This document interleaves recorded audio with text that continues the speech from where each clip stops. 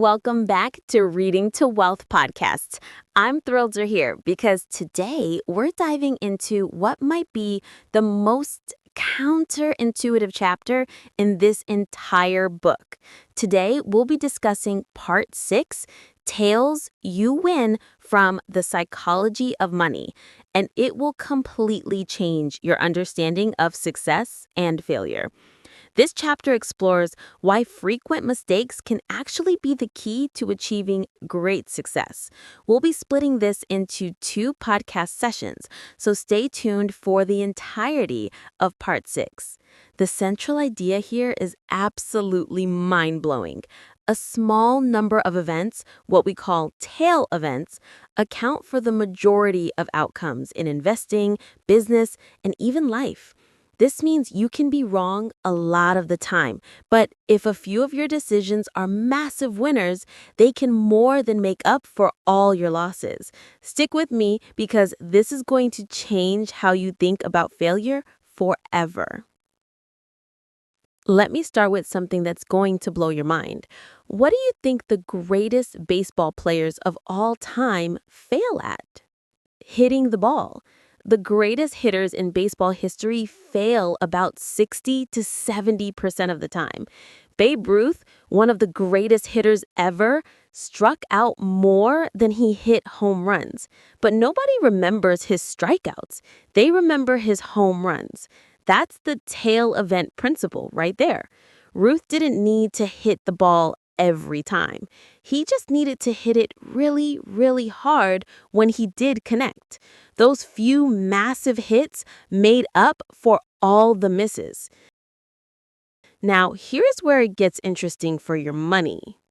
Let me tell you something about the stock market that most people don't know.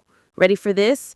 If you invested in all 500 companies in the S&P 500 from 1957 to 2003, guess how many of those companies actually beat Treasury bonds, the safest investment you can make?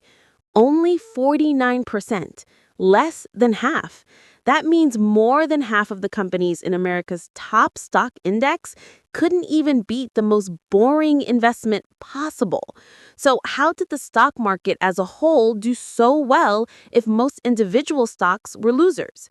Because the winners, that small group of tail events, were so incredibly successful that they carried the entire market on their backs. It's like having a group project where most people do terrible work, but one person is so brilliant, they get everyone an A. Let me give you some numbers that are going to make your head spin. The Russell 3000 is an index that tracks almost every publicly traded company in America. We're talking about 3,000 companies. From 1980 to 2014, these 3,000 companies collectively gained trillions of dollars in value. Sounds like everyone was winning, right? Wrong. Just 7% of companies, about 200 companies out of 3,000, accounted for all of the market's gains. The other 93% essentially broke even or lost money. Let me say that again. 7% of companies created all the wealth in the entire stock market for 34 years. That's the power of tail events right there. Here's a perfect example. In 1997, Apple was almost bankrupt. Steve Jobs had just returned and most people thought the company was done for.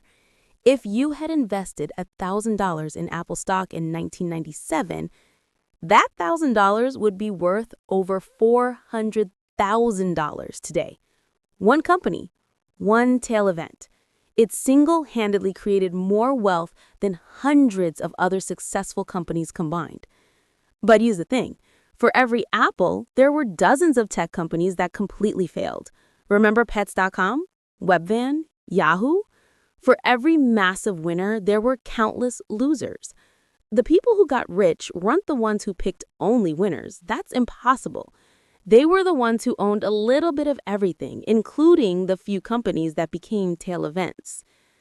Let me tell you about how venture capitalists, the people who fund startups, actually make money because it perfectly illustrates this principle. A typical VC fund might invest in 20 startups. They know going in that probably 10 of those companies will completely fail, like burn all the money and disappear fail. Another 8 companies might do okay, maybe return their original investment or make a small profit, nothing exciting.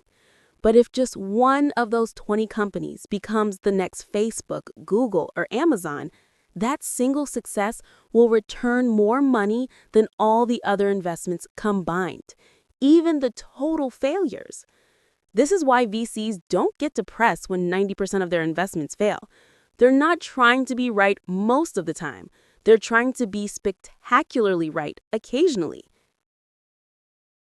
Now, let's talk about Warren Buffett, because his story perfectly illustrates the tail event principle, even though most people don't realize it. Everyone thinks Buffett is this genius who never makes bad investments. That's completely wrong. Buffett has made hundreds of investments over his career, and most of them have been mediocre at best. But here's Buffett's secret.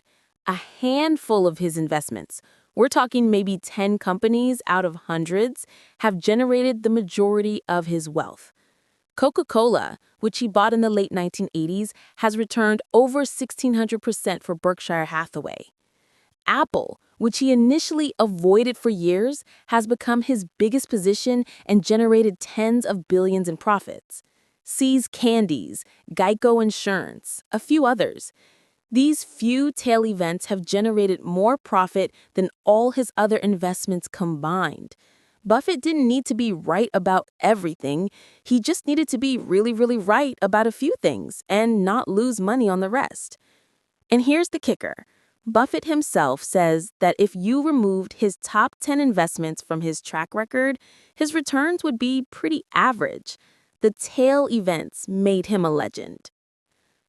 Okay, you might be thinking, this is all fascinating, but what does this mean for someone like me who's not a venture capitalist or Warren Buffett? Everything. This principle applies to every aspect of your financial life, and understanding it can completely change your strategy. Think about your career for a second. You're going to make hundreds of professional decisions over your lifetime. Most of them will be fine, neither great nor terrible. But a few decisions, maybe choosing a particular job, learning a specific skill, moving to a certain city, or meeting a key person, will have an outsized impact on your entire career trajectory. I know people who've made one career move that doubled their lifetime earnings. I also know people who've made dozens of smart career moves that added up to very little. The lesson? Don't be paralyzed trying to make every career decision perfect. Instead, focus on staying in the game long enough and positioning yourself so that when a big opportunity comes along, you can recognize it and take advantage of it. For your investments, this principle is absolutely crucial. Let me give you a practical example. Let's say you invest in 20 individual stocks over your lifetime.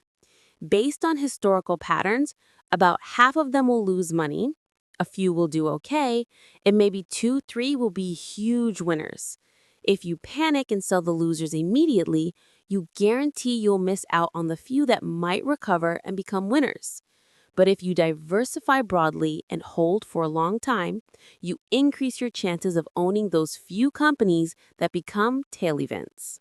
This is why index fund investing works so well. When you buy an index fund, you're guaranteed to own the tail events, the Apples, the Googles, the Amazons, along with all the mediocre and failing companies. The few massive winners more than make up for everything else. Here's another way to think about it. Side hustles and multiple income streams. Maybe you try freelance writing, selling stuff online, creating a YouTube channel, learning to code, starting a small business. Most of these experiments will probably fail or make very little money. But if one of them takes off and becomes a significant income source, it can change your entire financial picture. The key is to try enough different things and stick with them long enough for the tail events to have a chance to emerge. Don't quit after one failure or even 10 failures. The person who tries 20 things and has one massive success often does better than the person who tries one thing perfectly. So there you have it. in the first podcast session, part 6 of The Psychology of Money. We will continue with the rest of part 6 next week. Don't miss watching the whole part 6. The idea that you can be wrong most of the time and still build wealth through tail events completely changes the game. It takes the pressure off being perfect and puts the focus on being persistent. If this changed how you think about success and failure, hit that like button, share it with someone who needs to hear that it's okay to be wrong most of the time. And subscribe because we're continuing this incredible journey through the psychology of money. What's been your biggest tail event so far? Or what are you doing to position yourself for future ones? Let me know in the comments. Until next time, remember, you don't have to be right about everything. You just have to be spectacularly right about a few things. Keep playing the game and let the tail events find you.